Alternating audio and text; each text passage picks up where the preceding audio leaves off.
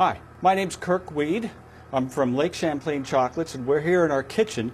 I'm going to be showing you this morning how to make our ultimate chocolate cake. We think it's the ultimate chocolate cake because it uses our cocoa powder, as well as it's a nice, dense, thick, rich chocolate cake that is a lot of fun to make. It's fairly easy to make, and I think you'll enjoy the results if you give it a chance yourself. We're going to start with our basic ingredients. First of all, we will start with the flour that I've already measured, and I have it in the bowl here. Second ingredient is the cocoa powder, the most important ingredient, and I've already sifted it. It needs to be sifted before you use it. I've also sifted in the baking soda as well. I just sifted them together because it's much easier.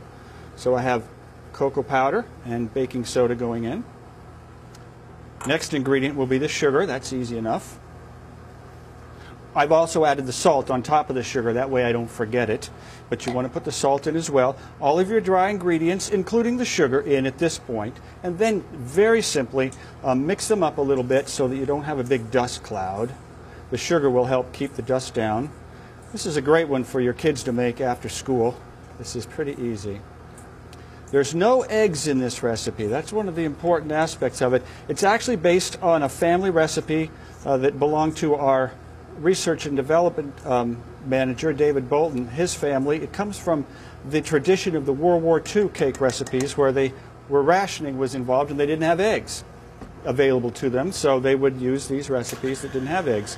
I begin with just giving it a good mix so the dry ingredients are all thoroughly incorporated together.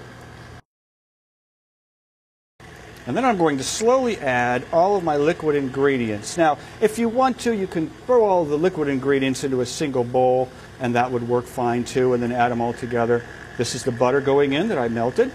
Now, I melted it, but it's not too hot. I've allowed it to sit at room temperature. We don't need things to be really hot going in, just nice and warm. Next, I'm adding the vinegar and the vanilla. They'll go in. I just put them together again. It's the vinegar and the baking soda that work together to give you a leavening agent. And then I'll add the water. Again, this is warm water.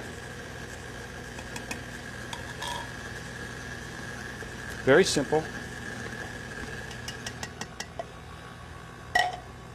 And that's all there is to it. At that point, we want to make sure that it's well scraped down so that the sides don't have anything caking up. But if you've carefully mixed in your dry ingredients and you've added your wet ingredients slowly, it goes fairly well. Now you want to make sure they're thoroughly mixed in. There we go. And again, if you've mixed in your dry ingredients carefully, you've sifted your cocoa powder, and you've done everything properly, it mixes very quickly. It's very easy to do. Now, before we pour it into the cake pan, I'm using a tube pan that's two pieces. It's got a bottom that comes out, makes it easier to remove the cake later.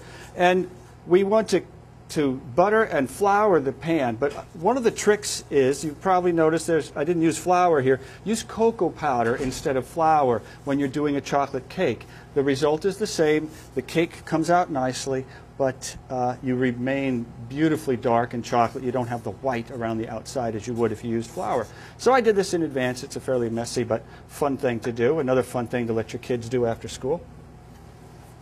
And then simply pour in the cake batter.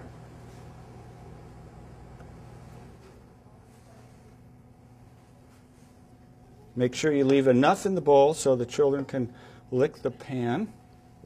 No eggs in this one, so there's no trouble there. At this point, it's ready to go right in the oven that you've preheated at 350 degrees. Place it on a sheet pan in the center of the oven and bake it for 1 hour. You need to make sure that a fork will come out cleanly, and then it's ready to go. Okay, after the cake has been baking for at least an hour, I made sure that it was completely done by sticking my cake tester in there. It came out dry. And now what I've done is I've let it sit on the cooling rack for about 15 minutes, depending on the temperature of the room. It needs to be cool enough that I can just now touch it without burning myself. If it's cold to the touch, I'm too cold. It's got to be nice and warm still in order to invert it.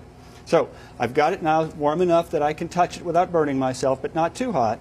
So now I'm going to carefully pick it up and invert it and let it drop down onto the pan. Now, because I failed to tell you this secret, you need to make sure that you run a knife around the cake before you invert it. Just a simple knife like this, run it around the outside and then run it around on the inside as well, so that when this happens, when you turn it over, it falls out easily. If you've done things properly, you should be able to tap it a few times and it should be able to come out nicely without any real issue, without any problem at all. If you have problems getting it out, don't be afraid to give it some hard taps. This is a nice, dense cake. You won't ruin anything. But there you have it. Now what we'll do is we'll let this sit for about 6 hours until it's absolutely down, cool to the touch, before we frost it. This is my favorite part. This is where it begins to take shape and look the way we want it to look before we serve it. The frosting that we'll be using today is a simple buttercream frosting made with powdered sugar, butter, cocoa powder, and a little coffee that we add. What you want to do, one of the tricks is add extra moisture. What I always do when making a frosting, take the amount of moisture, the amount of water, or in this case coffee, that the recipe recommends and double it. Start with double the amount on the side, and then add the amount that you're supposed to add, but don't be afraid to add a little extra if it looks a little bit too dense for your liking. I prefer my frosting with a lot of moisture in it, and then I whip it up. Just whip the daylights out of it so that it's nice and soft and easy to spread. And then for spreading, I'm simply going to take a kitchen knife and go over the cake a little at a time. This is the hardest part of frosting the cake, being patient. You need to do a little at a time. Don't do too much, just a little at a time. And what you do is you end up with a beautiful, rough, simple texture. This is all at room temperature. It doesn't need to be refrigerated. I don't put it in the refrigerator before we frost it, and it really doesn't need to sit in the refrigerator after. It can sit at room temperature. If you have a nice cake plate to keep it partially covered so it doesn't dry out, that would be nice, but it can sit at room temperature.